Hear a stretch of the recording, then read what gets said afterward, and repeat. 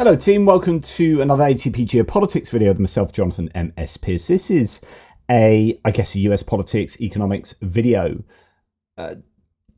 Having a quick look at the claims that Donald Trump and some of his surrogates have said. Peter Navarro said it, they're saying it on Fox News, but this has come, I think Trump said it on Air Force One. The claim is that the tariffs that are just about to be put on, we're just about to engage in a trade war around the world with the US. Everyone is being tariffed by the US. Reciprocal tariffs are going to go on what's called Liberation Day tomorrow. And the claim is that these are going to raise $600 billion. This is what Trump has claimed, $100 billion in the auto industry alone. And then you've got the question to Peter Navarro was, how is this going to be seen as a tax cut? You're claiming it's a tax cut when this is going to be passed on to the consumers. And I just want to explain the fundamental flaw in the thinking of Trump that honestly, it's pretty terminal. Because if you are leading with this being a way to raise taxes, raise income, because he was actually saying cut taxes, and this is going to be a way to pay off the deficit, then you're misunderstanding what tariffs like this really are designed to do. So tariffs are protectionist, which means you use them to protect certain industries. In the Industrial Revolution, that you had infant industry protectionism, where we had these infant industries. You want to protect them in the UK, so you put tariffs on, like India, actually, one of the colonies of the British Empire. But we'd import loads of stuff from them. We'd make these textiles, and then we'd put tariffs on what we could import again from them, and protecting our own industries against these cheap imports from places like India. And that meant that we would allow our own industry to establish itself and then hopefully eventually become competitive, and so on and so forth. You're protecting your industry and you're effectively making your industry more competitive with the industry that is cheaper abroad. Effectively, it's a way of subsidizing your industry. And in fact, it's interesting that Trump has said, Navarro is saying that Trump is going to put on, he's going to bring these tariffs on for auto manufacturers and then give a tax break, a tax cut for people who buy American vehicles. So effectively, you're robbing Peter to pay Paul. This is a way of subsidizing your own industries, which is, protecting is another form of protectionism. Okay, so the question is, what's the goal here? Because tariffs are not an end. And I think Trump is seeing them as an end at the moment, as a way of generating income. But if you are generating income from tariffs, then they are not doing what you have said tariffs are to do, which is to onshore the manufacturing and then having your consumers buy your own stuff.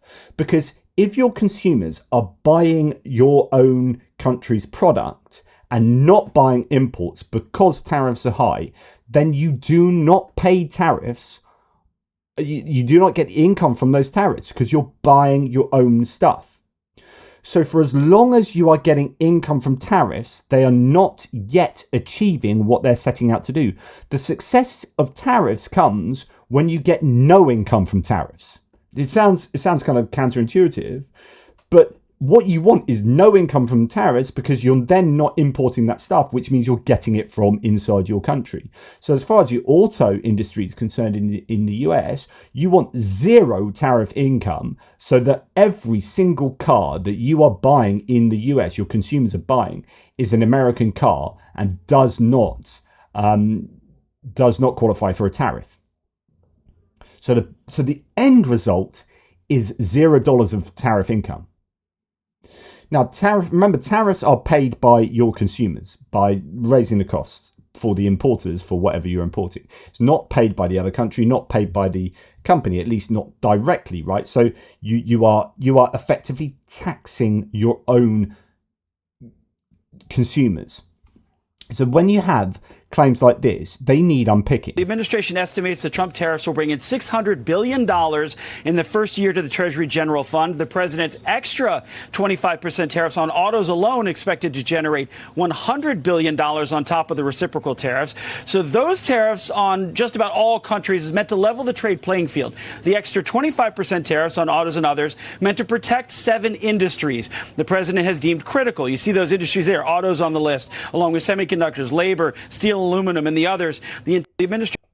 So that's your protectionism, right? They're protecting those industries. But let's just look at this. So the idea is that they're selling these tariffs on the income that they're going to generate. But that income is a tax on your consumers. So what they're doing is like, yay, we're going to raise $600 billion. But that's like, we're gonna increase taxes by 6. Imagine if they came on TV today and said, tomorrow is tax day and we are going to generate $600 billion of taxes. Everyone would go nuts. But that is exactly what they're doing. And this is the flaw in the thinking. So not only are you not achieving yet, obviously, because it's early days, but if you are singing the praises of tariffs based on them cutting down the deficit, you are taking that deficit repayment directly out of your consumers and you're paying down the deficit on that and celebrating the wonders of tariffs. Yet the goal of tariffs is that they achieve zero income so that your own industries are producing that stuff.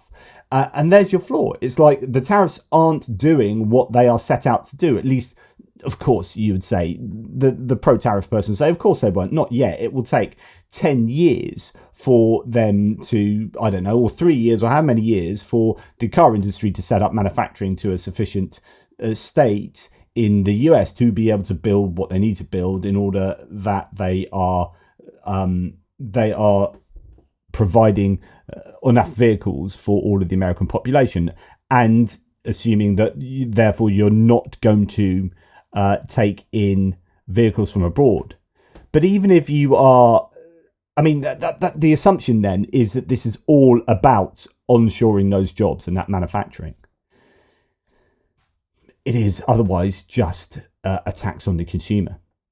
And that's all it is. So it's very, I think, dubious when you start seeing the celebration of tax income here, because one would assume that a government like the Republican government in the US would be a low tax government, a small regulation government, whereas actually tariffs are increasing regulation and increasing taxes.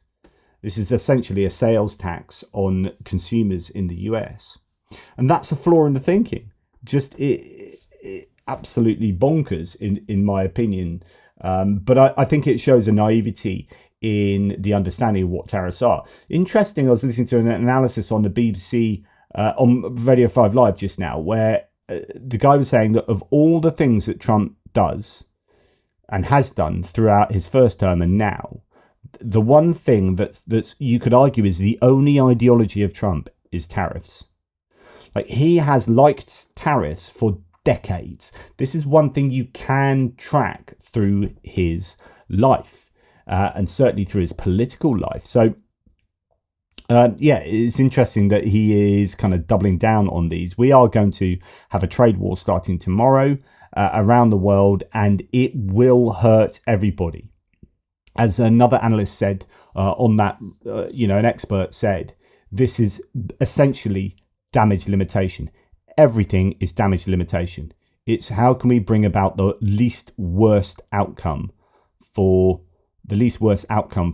our electorates around the world. That's how every country is going to be dealing with this. No one is going to benefit from tariffs as a nation. There will just be higher costs all over the shop. And I'll leave you with this. There are some estimates that this will cost the American consumer on average something like $1,600 to $2,800 a year on average. Like this trade war. What would be interesting is if you go to, so the people who might be supporting the tariff trade war might be your particular America First MAGA voters who are just behind this for everything that Donald Trump states. They're just whatever he does and says, we're going to back it to the hilt.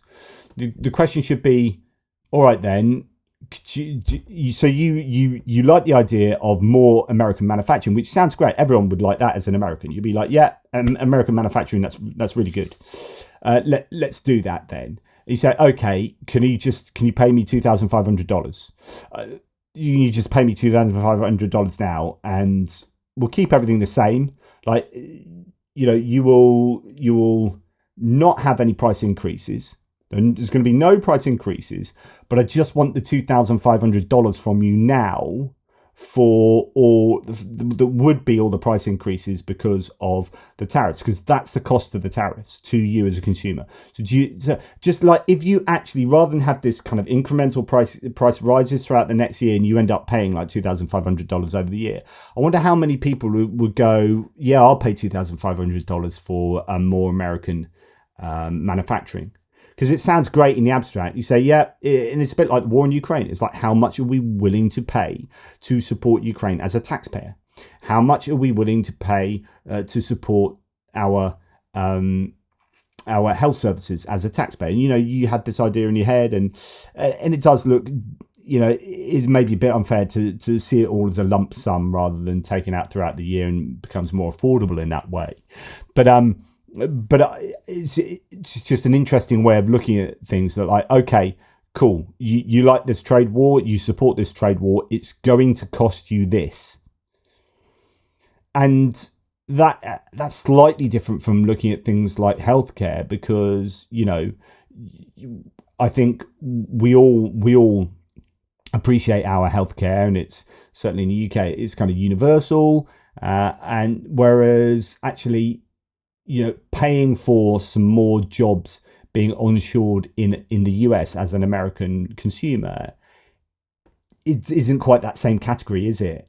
And it's kind of like, I guess, more of a, scare quotes, luxury. It's more of a, like, I would like that to happen. I need my healthcare, but I quite like there to be more jobs in the US as an American citizen, more manufacturing jobs. Okay, let's have $2,500.